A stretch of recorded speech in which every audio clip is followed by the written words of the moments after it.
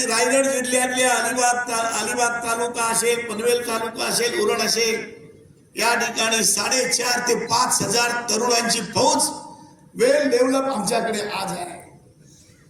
किती विचाराने पक्की होत चालली, समाजाच्या सुखदुःखामध्ये सामील व्हायचं काम करतोय आपण. 50-60 वर्ष आम्ही आमदारकी आमच्या ताब्यात ठेवली, हे 2 वेळा गेली. ती चुका आपण आत्मनिरीक्षण करतो.